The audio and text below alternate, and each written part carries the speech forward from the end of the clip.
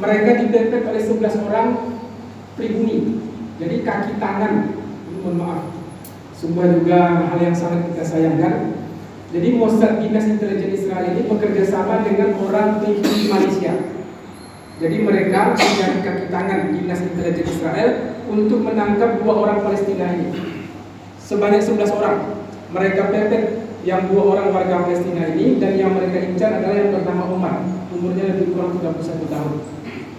Setelah dipepet, kemudian dia sampaikan, yang 11 orang ini menyampaikan ke teman Umar ini bahwasanya ini bukan urusan kamu. Kami berkepentingan dengan kawanmu ini. Akhirnya kawan Umar ini dibebaskan. Kemudian dia melaporkan kepada pihak kepolisian Malaysia. Bergerak cepat pihak kepolisian Malaysia. Akhirnya di suatu tempat itu langsung digerebek di daerah Selangor tersebut dan berhasil digagalkan penculikan tersebut. Yang kalau ketika penculikan tersebut berhasil lolos, penculiknya berhasil lolos, ini bisa jadi orang yang ditangkap itu akan dipulangkan ke Palestina dan ditahan di penjara Israel. Atau kalau tidak bisa ditangkap, itu mereka akan dieksekusi di tempat. Seperti kejadian tahun 2018 itu, mereka itu salah seorang yang bernama Fadi, itu seorang intelektual Harokah Berjuang Harokah Mukawamah Al-Islamiyah. Kepanjangan Hamas tadi itu adalah Harokah Mukawamah Al-Islamiyah, kelompok pejuang Islam, kelompok perlawanan pejuang Islam. Itu mereka langsung eksekusi. Dan apa yang dilakukan oleh Dinas Intelijen Israel ini tidak hanya terjadi di Malaysia, juga terjadi di Turki, juga terjadi di Qatar, juga terjadi di Iran, dan di beberapa tempat yang mereka bisa mengendus di mana saja tokoh-tokoh pejuang Hamas ini beraktivitas di luar Palestina. Itu mereka kejar, mereka cari, bahkan sampai pada titik mereka harus dibunuh di tempat. Dan Malaysia termasuk, walaupun kita warga penduduknya cukup ramai, cukup banyak dibandingkan Malaysia, tapi dari sisi kepedulian terhadap pejuang-pejuang politik Hamas Palestina ini, untuk Malaysia mereka semacam memberikan semacam pasang padan, memberikan perlindungan mati-matian terhadap pejuang-pejuang Palestina ini. Bahkan pada tahun 2020-an yang lalu, 2 tahun yang lalu itu, mereka sempat membuat tagar itu koyak Israel. Jadi ketika ramainya peperangan, mereka membuat tagar di internet, di Twitter maksudnya, itu slogan itu koyak Israel. Jadi kalau di kita netizen yang banyak pembelaan terhadap kaum muslimin di Palestina, tapi untuk Malaysia itu sudah sampai pada tingkat pemerintahan memberikan perlindungan politik terhadap tokoh-tokoh pejuang Palestina ini. Siapa Hamas? Mungkin pertanyaan kita berikutnya adalah seperti demikian. Hamas ini adalah kelompok pejuang Islam yang cukup besar sampai pada hari ini. Di samping juga ada kelompok PLO Al-Fatah yang dahulu dipimpin oleh Yasser Arafat, namanya yang sudah tidak asing bagi kita. Yasser Arafat, kelompok Palestina Liberation Front, organisasi pembebasan Palestina atau sekarang Fatah. Itu berada di tepi barat. Di Palestina sekarang ada di tepi barat, kemudian ada jalur Gaza. Di tepi barat itu ada kelompok yang di sana banyak pejuang-pejuang nasionalis Palestina. Kalau di Gaza ini itu banyak pejuang-pejuang Hamas. Yang memerintah di Gaza itu adalah dari pihak Hamas sendiri. Mereka sama-sama berjuang untuk memerdekakan Palestina. Dan yang sering terjadi perlawanan besar terhadap penjajah Israel itu adalah di jalur Gaza. Untuk di jalur Gaza, Bapak Ibu sekalian, ada 2 orang warga Indonesia yang mereka sudah menetap di sana cukup lama dan menikah dengan wanita muslimah Palestina. Yang pertama itu namanya Abdillah Onim. Itu sudah hampir mungkin di atas 10 tahun. Dia menetap di Palestina, menikahi gadis muslimah wanita Palestina dan menjadi pejuang kemanusiaan, sosial, pendidikan dan dakwah yang dilakukannya di sana. Pernah juga beberapa tahun yang lalu sebelum Covid ini dia datang ke Pekanbaru. Abdillah Onim ini adalah orang Halmahera, orang dari Maluku, menetap di Palestina, menikah dengan warga Palestina. Ada satu lagi yang cukup baru, namanya Muhammad Hussein. Di YouTube namanya lebih dikenal dengan nama Hussein Gaza. Itu juga menetap di Palestina dan menyalurkan bantuan untuk warga Palestina yang berasal dari Indonesia. Ini dari sisi warga Indonesia, mereka mungkin jauh lebih agak maju dibanding Malaysia. Mereka menetap di sana, menikah dengan orang sana. Tapi pada sisi lain, Malaysia juga punya kontribusi untuk pembelaan terhadap pejuang-pejuang Hamas tadi. Seperti yang tadi kami sebut, mungkin kita akan penasaran apa itu Hamas. Ini adalah kelompok perlawanan yang didirikan pada tahun 1987 pada bulan Desember, ketika terjadi intifada perlawanan besar-besaran tanggal 8 Desember 1987. Seorang ulama yang cukup disegani, tapi kemudian kehidupannya secara fisik tidak begitu kuat. Namanya Syekh Ahmad Yasin, seorang pejuang yang lumpuh. Dia menggelorakan perjuangan terhadap Israel itu di atas kursi roda.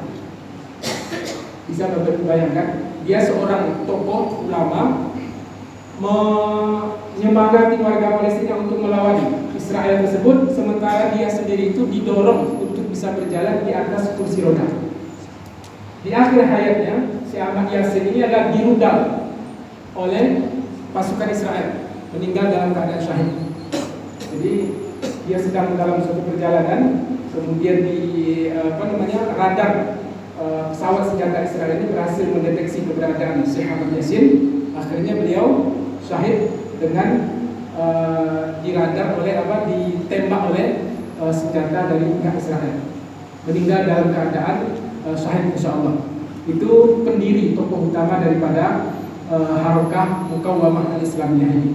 Sebelum kemunculan Hamas tadi, itu sudah lebih dahulu yang namanya dilakukan perjuangan oleh Yasser Arafat, yang kami sebut tadi dengan nama PLO, Palestina Liberation Organization, Front Pembebasan Palestina. Tetapi di sini campur aduk maksudnya adalah orang-orang nasionalis juga, kemudian beragam pemahaman, bahkan juga beragam pemikiran dan akidah.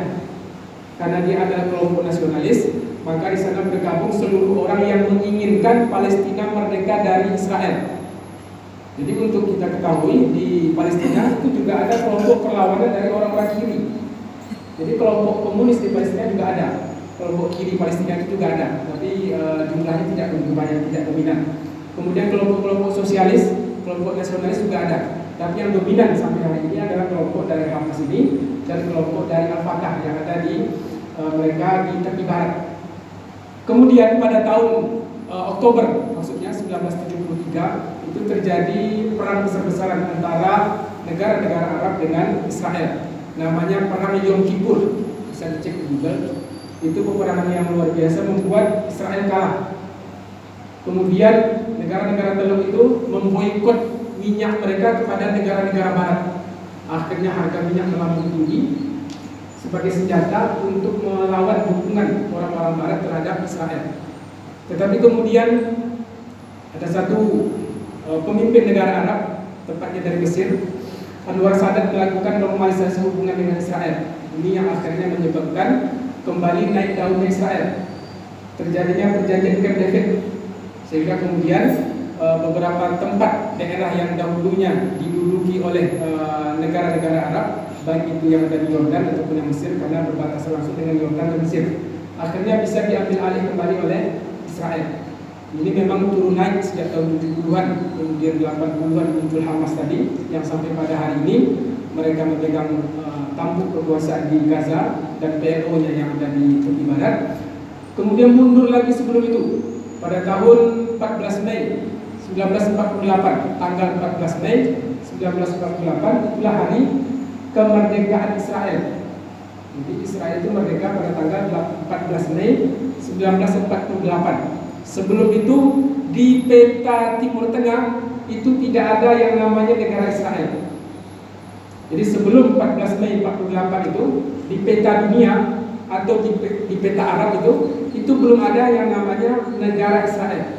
Masih bernama Palestina secara umum, negara Arab Palestina. Barulah setelah 14 Mei sampai pada hari ini ada peta baru di dunia, yaitu peta negara Israel, menyempil di antara Palestina yang ada di jalur Gaza tadi. Semakin lama semakin sedikit wilayah yang di sana umat Islamnya berada. Jadi peta Palestina ini yang dahulunya lebar semua itu Palestina, kemudian setelah 14 Mei 48 sampai sekarang itu wilayah yang diduduki oleh umat Islam itu semakin lama semakin sempit dan semakin mengecil. Tinggal lagi sampai hari ini di tepi barat dan jalur Gaza ini. Sementara Yerusalem dan beberapa kota lain itu sudah menjadi wilayah yang di bawah kekuasaan orang-orang Israel. Mundur lagi pada sekitar Perang Dunia Pertama, kemudian Perang Dunia Kedua 1814 sampai 1918 ke Perang Dunia Pertama, kemudian Perang Dunia Kedua sekitar tahun 40-an ke atas. Itulah di mana orang-orang Israel diberikan peluang oleh Inggris yang mendapatkan mandat untuk menguasai wilayah di sekitaran Palestina itu. Ini kronologinya kalau kita lihat itu mundur ke belakang. Inggris yang mendapatkan mandat, di samping juga Perancis yang mendapatkan mandat untuk beberapa negara lain. Tapi untuk sekitaran Palestina, kemudian juga Yordan atau sedikit Arab Mesir itu dikuasai atau mendapatkan mandat pemerintahan Inggris karena mereka sebagai kelompok sekutu yang menang dalam Perang Dunia Pertama. Menang mereka Perang Dunia Pertama melawan Jerman, sementara Jerman ketika itu kawannya adalah kelompok dunia Islam. Inggris, Prancis dan beberapa negara lain itu berhadapan dengan Jerman. Umat Islam berada di mana dalam Perang Dunia Pertama itu? Berada di blok Jerman. Dan Jerman kalah dalam Perang Dunia Pertama tadi. Sehingga akhirnya Turki Utsmani yang menjadi sekutu Jerman yang kalah dalam Perang Dunia Pertama tadi, Turki Utsmani harus menyerahkan wilayah-wilayah strategis yang pernah dahulu dikuasainya kepada Inggris. Sehingga akhirnya Inggris mendapatkan mandat untuk membagi-bagi, mengkapling-kapling wilayah Palestina, sekitar Palestina ini.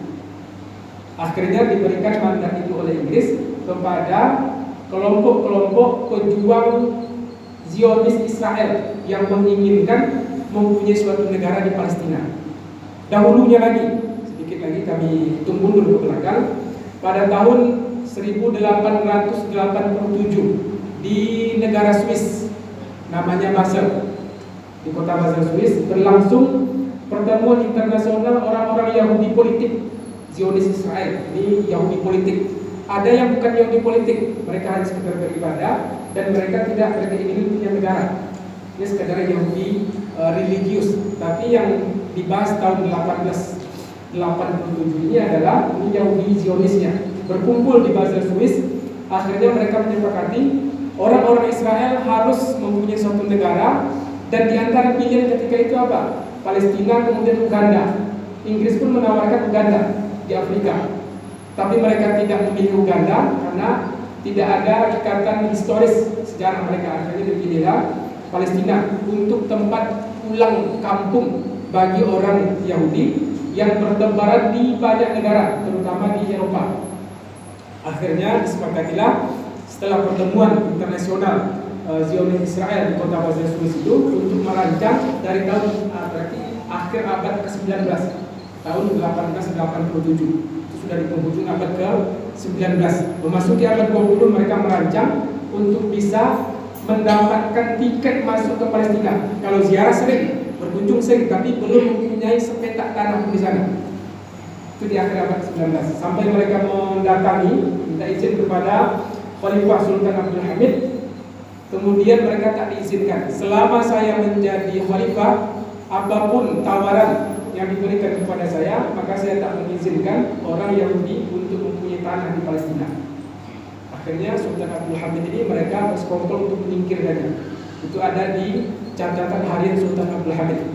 Ada buku khusus tentang catatan harian Sultan tadi yang menceritakan bagaimana kerjasama orang-orang Zionis Yahudi dengan orang-orang pribumi yang menjadi juga pegawai pemerintahannya. Ini agak mirip sedikit dengan kejadian di Malaysia tadi. Itu orang pribumi Malaysia yang bisa dibeli akidahnya oleh mungkin berapa dolar dari kelompok Mossad tadi. Akhirnya mereka bekerjasama untuk menangkap pejuang Palestina. Demikian pula pada zaman Sultan Abdul Hamid tadi. Sehingga akhirnya tidak kesampaian, baru setelah Saudara Abdul Hamid turun dari kursi kepemimpinannya, disitulah orang-orang Zionis Yahudi tadi bisa mendapatkan peluang untuk berbondong-bondong datang ke Palestina. Kemudian tambah lagi mereka mendapatkan lisensi oleh Inggris setelah Perang Dunia Pertama tadi, sehingga kekuatannya semakin kokoh. Dan akhirnya yang terjadi apa? Yang dahulunya mereka tak punya tanah di Palestina itu penduduk pribumi Arab Palestina itu akhirnya tersingkir. Kalau dahulu yang tersingkir itu adalah orang Yahudi, namanya diaspora Yahudi. Diaspora itu artinya berserak, persebaran orang-orang Yahudi di hampir seluruh dunia, dan sebagian besar itu di Eropa, termasuk juga di Amerika. Sekarang yang berdiaspora itu adalah yang mengungsi kemana-mana itu adalah kebanyakan orang Palestina.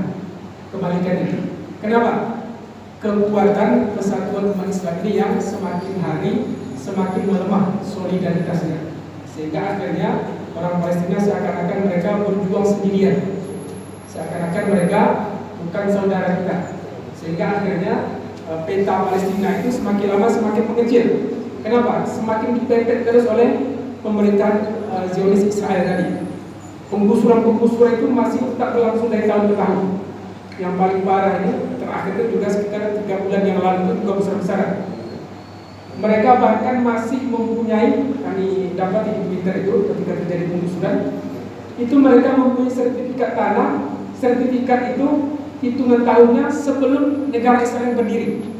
Jadi sertifikat kepemilikan tanah warga Israel yang digusur, warga Palestina yang digusur itu sertifikatnya jauh lebih tua dibandingkan dengan negara Israel. Coba Bapak bayangkan, negara Israel berdiri tahun 48, sertifikat tanah yang dimiliki oleh Muslimin Palestina ini jauh lebih tua daripada negara Israel. Tapi karena mereka lemah, sertifikat tetap bisa mereka pegang, tapi tanah tempat mereka tinggal dan berpijak itu sudah berpindah tangan kepada orang-orang Yahudi Palestina tadi, Yahudi Israel. Ini kejadian-kejadian yang sesungguhnya layak juga untuk senantiasa kita update perkembangannya, sebab bagaimanapun damainya di Palestina itu juga akan membawa kedamaian bagi seluruh penduduk bumi. Kemudian busuknya penyelesaian yang terjadi di Palestina dan belum ada akhir itu juga akan membuat dampak ke negara-negara lain. Sebab seperti tadi, ada negara yang memberikan dukungan kepada orang-orang pejuang-pejuang Palestina, maka negara itu juga akan menjadi sasaran rakyat bagi Israel. Tidak tahu ke depannya, karena di Malaysia sudah terjadi 2 kali kejadian. Tahun 2018 ditembak mati petugas Hamas tadi, yang terbaru 28 September ini berhasil digagalkan. Tidak tahu ke depannya apa yang akan dilakukan oleh pemerintah Israel kepada pemerintah Malaysia, karena mereka berani pasang badan. Jadi secara politik, kalau kita itu baru secara dukungan moral dan dukungan untuk masalah logistik kemanusiaan yang ada di Palestina. Tapi dukungan politik secara terbuka seperti yang dilakukan oleh Malaysia ini, pemerintah kita belum melakukannya. Tapi bagaimanapun, bukankah Malaysia itu juga adalah bagian dari saudara kita kaum muslimin, solidaritas ukhuwah Islamiyah yang mereka tampakkan kepada orang-orang di Palestina. Disinilah kemudian kita diingatkan dalam bagian awal surah Al-Isra, alladzi barakna haulahu subhanallazi asra bi 'abdihi lailan minal masjidil haram ila masjidil aqsa alladzi barakna haulahu. Kami ambil potongan ayat ini yang berbunyi, yang kami berkahi di sekelilingnya. Maksudnya yang sekeliling itu adalah itu negara Palestina, itu wilayah Palestina itu negeri yang diberkahi. Di samping Mekah dan Madinah, yang diberkahi itu adalah negara Palestina atau wilayah Palestina itu adalah termasuk negeri yang Allah berkahi. Keberkahan itu akan menjalar ke seluruh dunia ketika di sana aman, damai, dan umat Islam bisa leluasa untuk beribadah ke Masjidil Aqsa. Sementara ketika terjadi seperti sekarang, itu juga akan membawa kusut ke negara-negara lain. Karena dukungan bagaimanapun di ujung pembicaraan ini, dukungan utama tempat sandaran utama bagi kekuatan politik Israel itu pada hari ini adalah Amerika. Bagaimanapun orang tidak akan bisa menutup mata dukungan besar Amerika terhadap kelompok Zionis Israel ini. Bahkan sangat banyak kelompok-kelompok Yahudi Zionis itu yang mengendalikan media massa yang ada di Amerika dan juga mengambil kebijakan dan keputusan di pemerintahan. Bagaimanapun itu, tidak bisa kita menutup mata tentang hubungan negara adidaya tersebut terhadap Israel. Sementara posisi umat Islam itu berada di bagian bawahnya.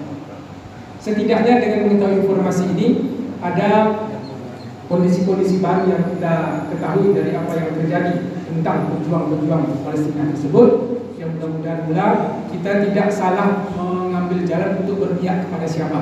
Tentunya kita akan berpihak membela orang-orang Palestina semampu dan sekuat daya yang kita bisa, sekurang-kurangnya melalui doa supaya mereka segera diberikan kemerdekaan dan kebebasan untuk bisa mengambil alih kembali wilayahnya yang dahulu dijajah oleh orang-orang Israel itu. Tentunya butuh perjuangan yang tidak sedikit, tetapi bagaimanapun Al-Aqsa itu sedikit lagi Bapak sekalian. Al-Aqsa itu artinya jauh. Masjid Al-Aqsa itu masjid yang jauh dari Mekah, jauh dari Madinah. Yang membebaskan itu juga orang jauh. Dahulu di zaman Umar bin Khattab, dari Madinah dia membebaskan Al-Aqsa. Kemudian Salahuddin Al-Ayyubi dari Irak. Salahuddin orang Kurdi, Irak. Dari Irak dia membebaskan Al-Aqsa. Ini makna Aqsa ini bisa jadi bahwasanya Allah akan menyediakan pejuang-pejuang yang akan membebaskan Masjid Al-Aqsa itu adalah orang-orang yang datang dari negeri yang jauh-jauh. Kalau dahulu di zaman Umar bin Khattab itu dari Madinah, kemudian datang dari Irak, entah dari negara mana ke depannya yang nanti akan memunculkan para pejuang-pejuang dari daerah yang jauh, mereka saling bersautan untuk membebaskan tanah Palestina tersebut. Demikian, semoga bermanfaat dan menambah wawasan kita tentang kondisi pejuang-pejuang Palestina yang mereka ini senantiasa menjadi bidikan dinas intelijen Mossad Israel. Semoga mereka senantiasa diberikan ketabahan dan kekuatan melanjutkan perjuangannya. Assalamualaikum warahmatullahi wabarakatuh.